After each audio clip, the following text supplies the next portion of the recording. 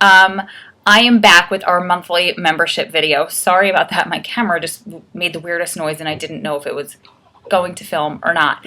But before I start, I just want to say thank you for the huge outpouring of love that I got in return to April's membership video, because it was just so nice to get back a positive response that my video was helpful, and just that you liked it and that it was a good experience for you, because it's hard. It's hard to put yourself out there, and especially because I've been putting myself out there for so long, and I've gotten a lot of negative commentary. I've also gotten a lot of positive commentary that I can't thank all of my supporters and fans for, and all of you for, and of course it's done for you.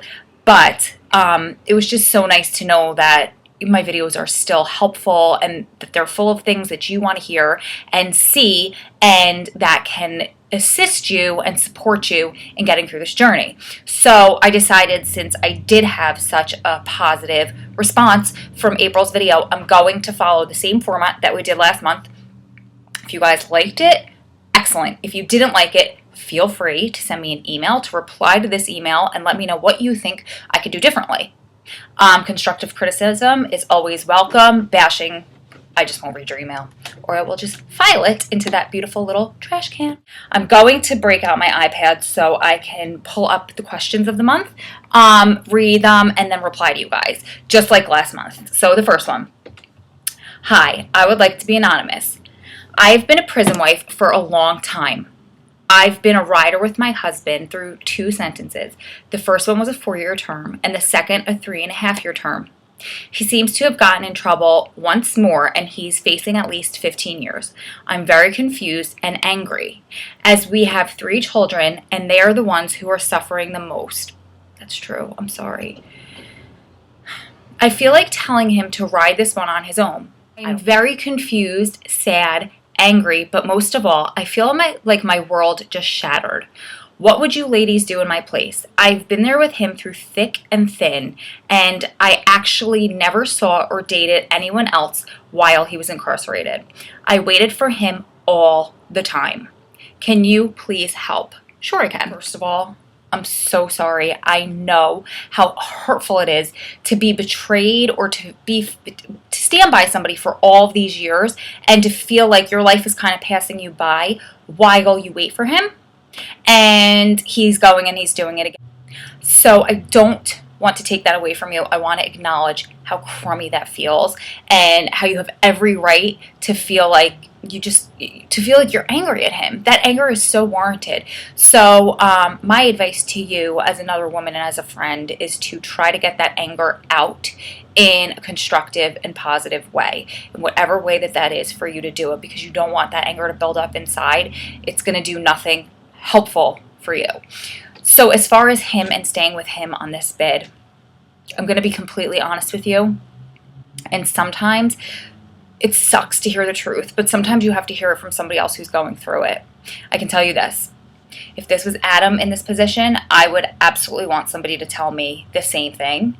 And I've told him this on multiple times. This is a one-shot deal. I won't continue to live this lifestyle because it's not one that I aspire to live. This is a crummy situation that we've found ourselves in. And I decided in my heart, after soul searching, that I wanted to stand by his side once. He needs to go on the inside and grow up and decide that he's either going to grow into the man, and for you, the father that he needs to be to support you as a partner that he should be, versus going in there and living a life of crime and getting out and going back in and becoming a repeat offender. Unfortunately, where do you draw that line? When is he going to stop? I think you need to spend some time with yourself and decide if you can truly do this. If you can resign yourself to knowing that you're going to be a prison wife and you're just going to have to wait for him to mess up the next time or to get caught the next time, and to be okay with the fact that he's going in and out for the rest of your lives, because it doesn't sound like he's changing, clearly, if he just got himself another possibly 15 years. When he gets out from there, then what? So I do understand, and I'm not being unsympathetic to the fact that you've waited so long for him and you've invested so much time to him. Understandable. And it stinks to have to think about letting that go, because we get really complacent and we get really attached to the outcome, and we also get attached to the person that in our heads we make him out to be. But it doesn't sound like he's living up to the standard of who you need him to be and who you want him to be in your head. Remember, you can't change somebody. You can only make your decisions based on what he's presenting you with. And right now, he's presenting you with the evidence that he's not changing, he's not growing up, and he's not moving on past this life of crime. So you need to decide if you're going to ride with him, if you're okay with riding with him while he's in and out, in and out, in and out of prison, because that's what he's presenting to you right now. If you decide that you're going to stay with him in hopes that he's going to change someday, my advice to you, as somebody who's been doing this for a long time and has met thousands of women who have been doing this, that he's not going to change. You need to base your decision right now on the hard, cold facts that he's presenting you with. And the fact is right now that he hasn't changed. So, my opinion, if you want something more for your children, it's going to suck and your heart's going to be broken, but maybe it's time to move on. And that doesn't mean that he can't change and present that to you in the future. And if he does and he proves to you that he won't go back, it doesn't mean that you can't get back together eventually if you're single and not taken by somebody else who's more deserving of your love at that time in the future. So I'm not telling you to leave him, and I'm not telling you to break up with him. I'm just telling you to do some soul searching and to realize that if you do stay with him, the rest of your life is going to be this. It sounds like it's going to be in and out, in and out. You're going to be a chronic prison wife.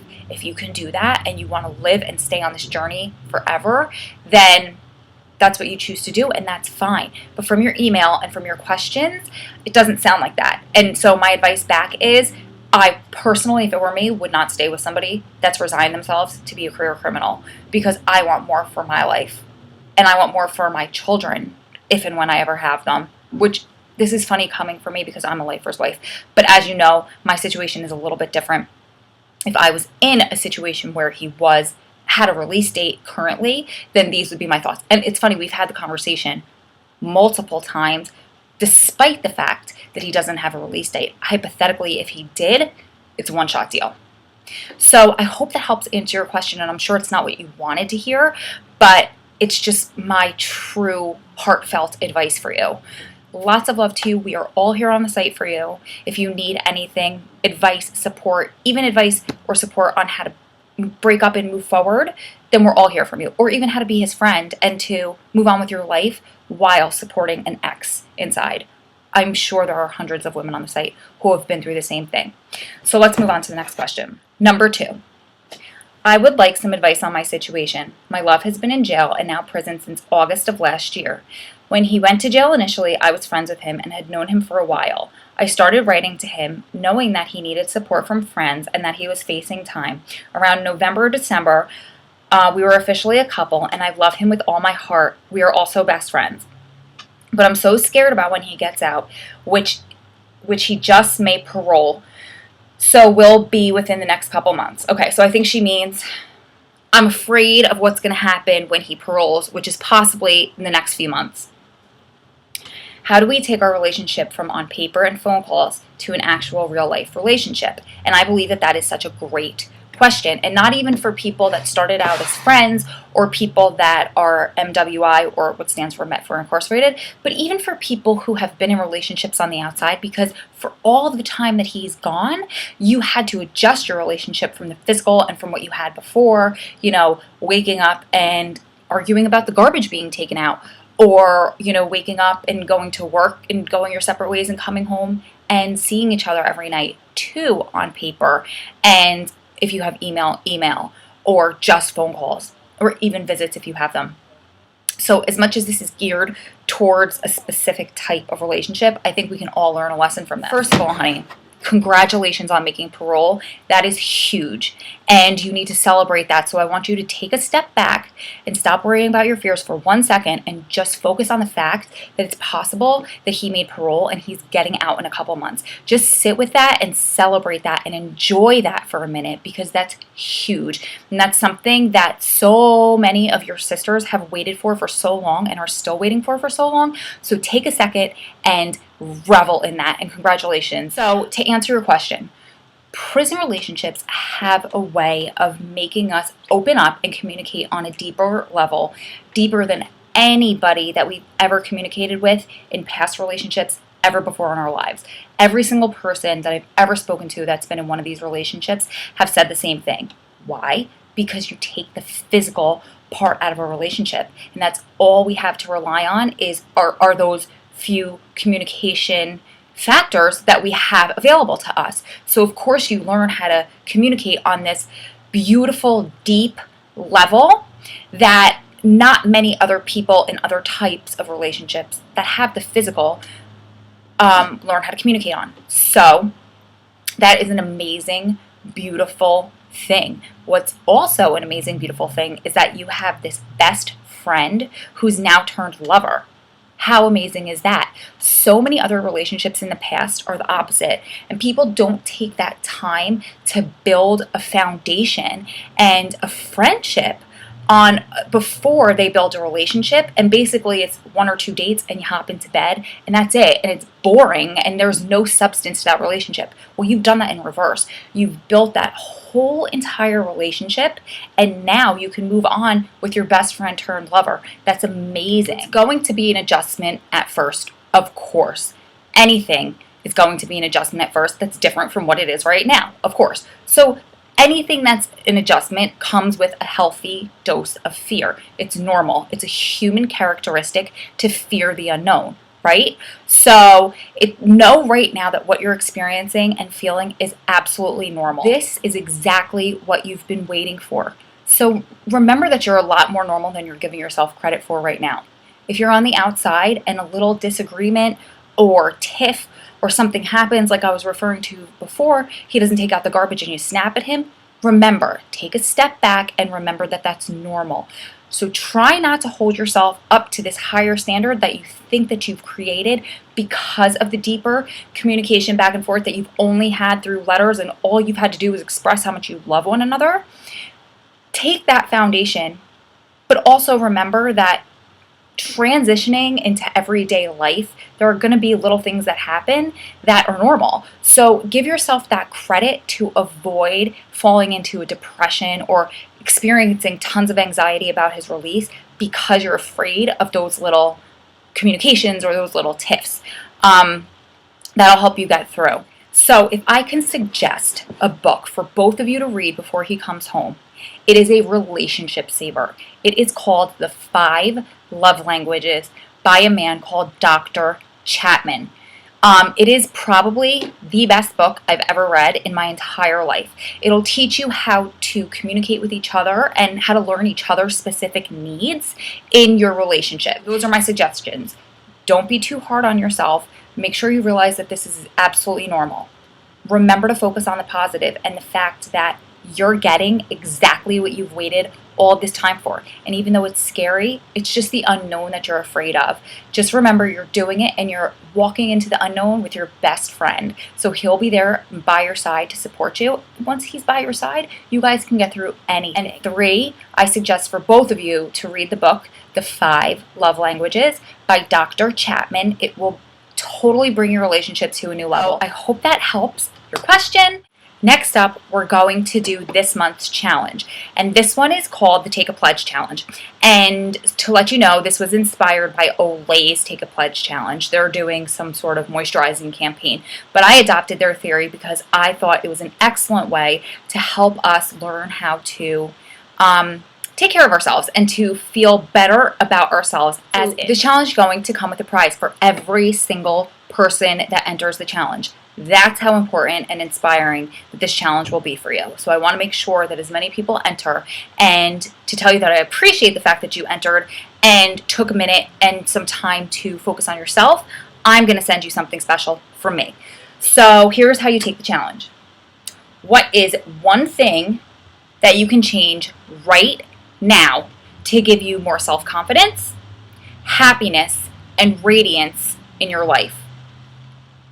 Download the pledge document that's going to be underneath this video, or just create your own if you can't print it or don't want to print it, and fill in your pledge and upload a photo of yourself to the Take a Pledge challenge page that will be on the site, and to our Facebook or Instagram pages using the hashtag SPWFrising. I'm going to put it down here in this video.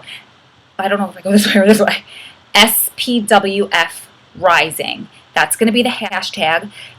Also, make sure that you upload your image to the forum page on the site that I'm going to create called Take Pledge Challenge. So I know you guys took the challenge and I know where to send your prizes. So I'm going to go first. Mine is, I'll explain it to you guys and then I'll put a picture in this video. So for me personally, for many, many, many years, I've struggled with body image issues. So I always was on crazy diets and trying to make my body better and better and better, and I never accepted my body the way that it is or was. Even when I was standing on a stage and I was in fitness competitions and my physique in a bikini was getting evaluated by a panel of judges, I never thought I looked good enough. Even when I won first place as the state champion in that competition, I walked off stage thinking how I could improve this, that, or the other thing. It's just something that I have a mental block with. My mom told me ever since I think she said I was 9 or 11 years old, as far as she can remember, I was always like this. I don't know where it stems to, but it's something that I'm working on. One of the main problems that I have is, or blocks that I have, are my thick legs. That's why you never see my legs in the video. You always see me from waist up because I'm very lean waist up, but I'm a shorter girl and I have my mom's upper body and my dad's lower body. So my legs are not only very muscular, but they're short and stocky. So I have a problem showing my legs. And not that long ago, I watched a video, and it was by a fashionista. And she said, I don't know if it's her theory or somebody else's theory, so I don't know where to give the credit, but she said that she has something called the 150% rule. So what that means is when you see a body part of yours that you obsess over and you think is a problem area of yours, the way that you perceive it is if it's like you're looking in a mirror that's magnifying it 150%, where everybody else just sees it as 100%. You see it bigger and worse and, I don't know, smaller, flatter, whatever the problem is in your head, that's what you see. So I've always looked in the mirror and I've always seen my legs 150 times % of what they actually are. So my pledge is that I'm going to take a pledge to learn how to love my legs. I'm going to take a pledge to actually show my legs more this summer because I've hindered myself. I absolutely, you guys know how much I love fashion. And I hold myself back because I wish that I could wear skirts and shorts and dresses the way that other women wear them confidently. But once I put them on, you know, if I'm just running errands or driving here in the summer, I'll just throw it on just because I'm in the car. Nobody really sees me and I don't really care. But, you know, I've never worn a skirt to work, and going to family parties, I always choose maxi. So I know that it's more in my head and nobody else is really judging my thick ankles or my chubby knees as I see them. So my pledge for SPW Rising this month is going to be to show my legs more and to feel comfortable and confident and feminine wearing skirts and dresses that flatter me and that are short. So it's going to be a hard challenge, but I am taking it on. So what are you guys taking on with me? What challenge are you guys doing? How can you just make little minor tweaks in your life to give yourself more self-confidence, to feel like you're presenting the best you to the world? It could be anything from that to you'll get more sleep, or to you'll moisturize every day. You'll wash off your makeup before night every night. You'll spend more time with your kids. You'll write your husband more letters. You'll tell him that you love him more. Anything that's going to make you feel better over the next 30 days, that can be your challenge. So I cannot wait to see this. Either, again, download that form that I created for you guys. Below this video is the link. Or you can create something on your own, or just snap a picture of, get creative. I could snap a picture, let's say if it was me, of me in a short dress, and then write a little blurb in my blog post that this is what I'm going to do. Don't forget, if you're going to share it on social media, use the hashtag SPWFRising, because we are all helping each other and holding each other's hands and helping ourselves rise above the yuckiness and the hatred and the self-esteem issues and the self-loathing, and you guys know all that crazy stuff. Your health tip of this month is simple. Get more sleep. How you feel during your waking hours hinges greatly on how well you sleep. We kind of all know that. So your sleep habits and your day-to-day lifestyle can make an enormous impact on the quality of your life. Sounds so simple, but a lot of us don't get it, including myself. Sleep deprivation can actually lead to a host of different issues, from mood swings, depression, weight gain, and then other serious illnesses like diabetes, heart disease, high cholesterol, you name it. It sounds crazy, but things can be cured with just simply adding a few more hours of sleep a night. And here's even more good news. The cure to your sleep habits can be found in just a few little minor tweaks that you can make to your daily and your nighttime routine that will change how you feel and the course of not only your sleep, that you sleep better, but also how you feel during your waking hours. Here are 5 tips that I came up with to get you sleeping better. First, simply have a bedtime routine. So start winding down around the same time every night. And then you could do something that gets you in the mood and that triggers your body and conditions you into realizing it's time to turn down for the night. So for me personally, I try to usually shower at night before bed. I like to use things with lavender in them because, first of all, I just love the scent of lavender, but it's a very calming scent. So you can look into aromatherapies and see what works for you, but lavender is a main one. That's a relaxing, calming one. If you like baths, sea salt infused baths. I actually got sea salt infused with lavender for when I take them. I'm not a big bath person, but or even like the aromatherapy. Usually I'll drink a cup of the relaxing tea. I think the brand that I get is called Twin Leaf. And it's called Relaxing. It's in a blue box. I can show you guys. I actually can't find it right now. It's sold out every time I go to get it. But any kind of chamomile tea, any kind of relaxing tea, passion flower is great in your tea. Anything that's just going to calm you down. So I do that. I start dimming down the lights.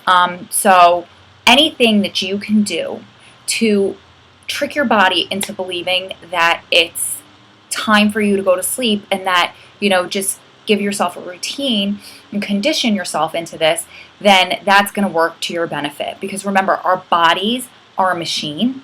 Contrary to what I said last time about your brain not being a computer, your body really is a machine, and it's going to adapt. So when you start teaching it things and retraining it, it's going to adapt. That's the beauty of being a human being in our bodies and being able to train yourself to do things. So use this to your advantage. Number 2, sleep in a pitch black room.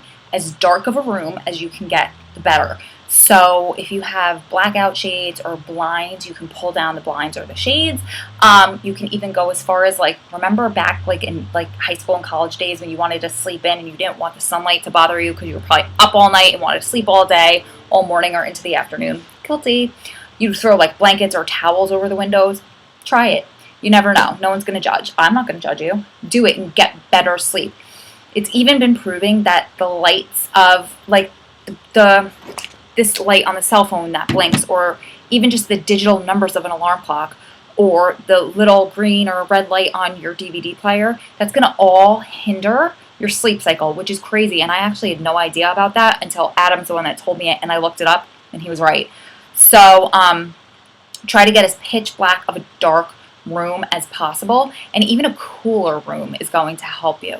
These are all studies that have been proven. So you're going to sleep deeper and more soundly in a dark, cool, comfortable place. Number 3, only use your bedroom for sleeping.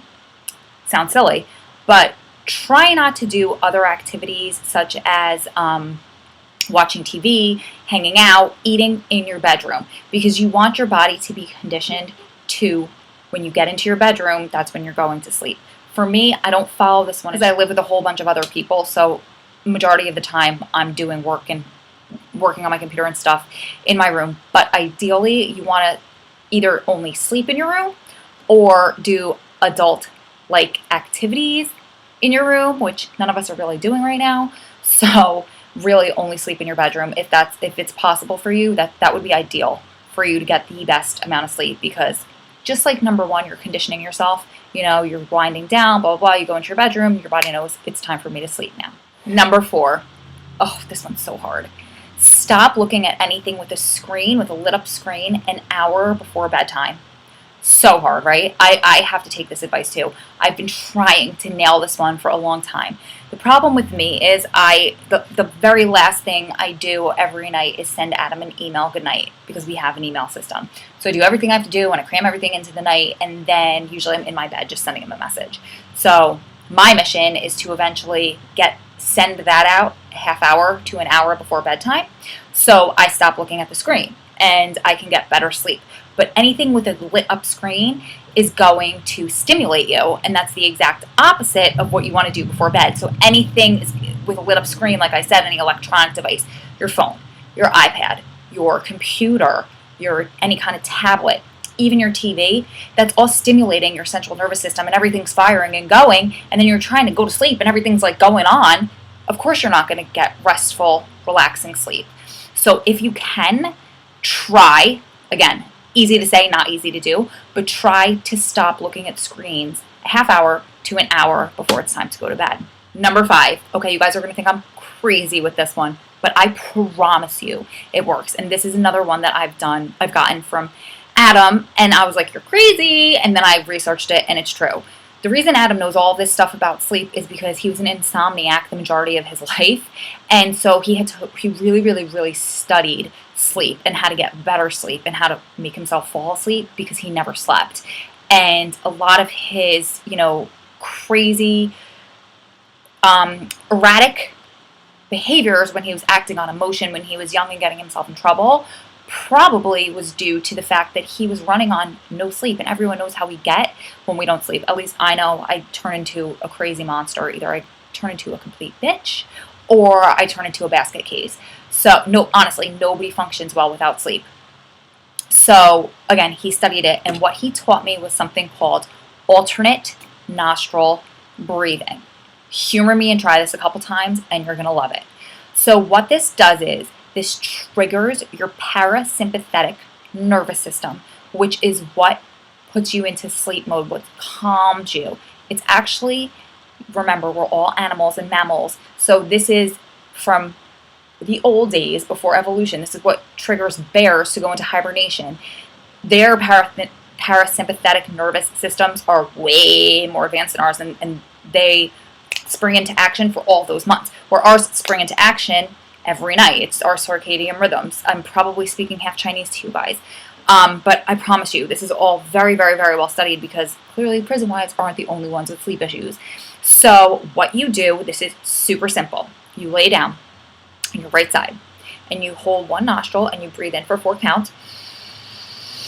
And then you let it out, you hold, and then you let it out the other nostril for 4 counts. Then you're going to breathe in this nostril for 4 counts. And you hold it in, and then you let it out this nostril for 4 counts. So you're sending air up and out different sides of your brain, and that actually relaxes you. You can use this in times, yes, when you're trying to fall asleep. It works like this. Adam says in the middle of the afternoon, after a cup of coffee, when it's time for a count and he's ready for a nap, 2 or 3 breaths and he's out. I've tried it a couple times when I couldn't sleep. Worked like a charm. You can also breathe like this when you're extremely anxious or nervous about something. This helps calm you down. So give it a try, guys, and let me know what you think. If you think I'm crazy for this, tell me I'm crazy for this. But when you try it, you're going to know. It's all about just calming and relaxing, because in this day and age of always constantly being on and checking every device and trying to drive while getting a text, which is horrible, you're always stimulated, always going. Our central nervous systems are fried. That's why we're trying to help ourselves stimulate, calm that down, and stimulate our parasympathetic nervous system. I'm sorry, guys, I'm going into this long biology lesson, but I promise you it's so worth it to get the the sleep that your body deserves and needs. One more thing I totally forgot to add into my list, so this is a bonus for you guys, and it'll be number 6. And our one for good luck. Cut off your caffeine around 3 o'clock. If you could do noon or 3 o'clock. Personally, I cut my caffeine completely out of my life because I was having a lot of trouble. I was drinking a ton of it and I was having a lot of trouble with anxiety. So it's really helped me. So remember, caffeine stays in your system for 6 hours after you drink it. So if you're drinking a cup of coffee at 5 o'clock, then at 11 o'clock you're still going. So make sure that you cut that caffeine early and allow your body to naturally calm itself back down. Because stimulated again, how are you going to, you're firing like this, how are you going to calm yourself down and go to sleep and get that restful, really deep sleep that you need to move on? So how much sleep is enough sleep? Well, according to the Mayo Clinic, there is no magic number, and the amount of sleep needed it's unique to a person's body chemistry and to their individual makeup. So their suggested number is 7 to 8 hours of sleep per night, which is what we've all always heard. So try to get it. Humor me for a month and see if you can get that. Find that magic number and start getting enough sleep, and try a few of these little tricks out and report back to us and let us know. Comment below this video and let us know how you're sleeping. Let us know if it's made any difference in any other area of your life. I'd love to hear back. The motivation of the month is going to be a quote by Marianne Williamson, and I'm going to read it to you. Our deepest fear is not that we are inadequate. Our deepest fear is that we are powerful beyond measure. It is our light, not our darkness, that most frightens us. We ask ourselves, who am I to be brilliant, gorgeous, talented, fabulous? Actually, who are you not to be? You are a child of God. Your playing small does not serve the world. There is nothing enlightened about shrinking so that other people won't feel insecure around you. We are all meant to shine as children do. We were born to make manifest the glory of God that is within us. It is not just in some of us, it is in everyone. And as we let our own light shine, we unconsciously give other people permission to do the same. As we are liberated from our own fear, our presence automatically liberates others. Marianne Williamson. I'm filming this video from my Memorial Day weekend visit, and with the start of summer, I really want to encourage and inspire you guys to focus on self-love, self-confidence, and self-motivation, because it's that time of year when we all, we're shedding our clothes a little bit and we're showing a little more skin, and we can become a little bit self-conscious. So I want you guys to know that you are perfect right now, as is. You are absolutely perfect. And I couldn't think of a better quote. So just like Marianne Williamson said, you are brilliant, gorgeous, talented, and fabulous. Remind yourself of that. Remind yourself, who are you not to be? Show it to the world. And you know what? Get on the site and tell us all about yourself and shine, because we are right here to encourage you. Lastly, guys, I know this is a long video. I'm sorry, and I hope you're getting something out of it. But we're going to do our member quote of the month. And this one I'm going to have to read it word for word. But it says, today I will put my best foot forward, knowing that what I experience today will give me the strength I need for tomorrow. And that's a quote in the Encouragement Entourage by Reality 100. And I'm trying this new cool thing out right now, so I need you guys all to help me. That's going to be a click to tweet. So if you like that quote, click on that link in the verbiage section, click on the link in the blog post, and click to tweet that one. So remember, knowing everything's kind of flowing with a theme today, and it's about self-confidence and love. So you look at yourself in the mirror today and remind yourself that you're beautiful. Tomorrow, you're going to portray that beautiful, confident, talented, and fabulous woman that you truly are. So lots of love to you guys. Thank you for putting up with my long-winded video.